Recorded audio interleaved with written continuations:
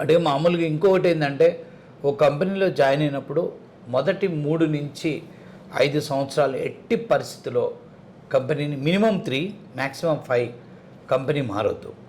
దానివల్ల ఏమవుతుందంటే మీ ప్రొఫైల్ బాగుంటుంది, నెక్స్ట్ కంపెనీకి వెళ్ళినప్పుడు ఎక్కువ రోజులు పనిచేసారని ఐడెంటిఫై చేస్తారు.